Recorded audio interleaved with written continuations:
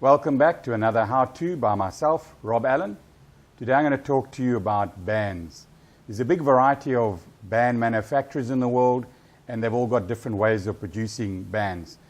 The best is a dipped process. Dipped and or extruded are the two main styles. Extruded being a cheaper way to produce, but definitely doesn't give you the same toughness or elasticity. The dipped process is similar to making candles. It goes through a continuous process where it gets dipped, dried, dipped again, creating layers. This builds up the thickness. If you look at the band once it's been cut, you can see rings, similar to tree rings. That proves that it's been manufactured by the dipping process. We use a blue band. This was something we introduced a while back to compare the difference between other brands and to show that we were using a higher quality band. Many these days though have copied the color to try and follow our trend. The best band material is the natural latex in its truest form. If you look at the middle of these, they're amber.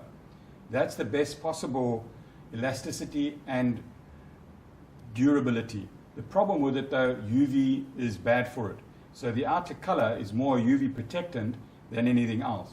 You cannot get a colored band with an opaque middle and a color on the outside if it's been extruded. So it's one way to tell quality. We have 4 different diameters.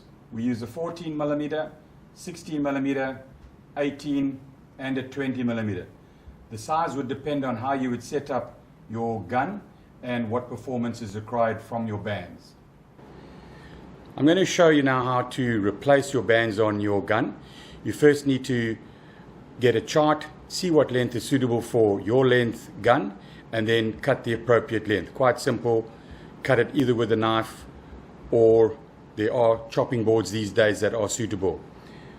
To join the band together, we use a wishbone. That gets forced into the tube and gets tied into position. I'm now going to show you how to do that with one of 2 components. One is a stainless steel applicator. The other is the same device, but a more economical version, which can also house spares for the application in the field. To apply the 2, you need to hold quite tight, stabilizing the bead. Lubricate the end with a little bit of silicone oil, and then simply hold between the 2 fingers and force into position. Once it's in, hold it tight, pull out the tube. Your bead is now set in the correct location. We now need to restrict it in this area by tying that into position. I'm now going to show you how to tie your wishbone into your band. Use a soft braid. It tends to constrict better. Start by wrapping over the top, under, cross over when you get to the top, take it around the other side, lift that loop that was on the top, thread the tag in under, loosen off the anchored loop, take the tag in and go from the outside back to the middle again. Both loose ends are now between the 2 coils. Set it slightly to the edge. You don't want to lose any band. Grab it with pliers and slowly roll it whilst tensioning it.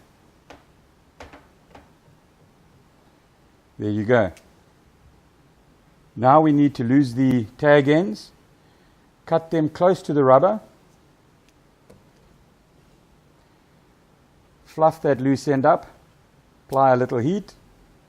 Not too much to damage the band.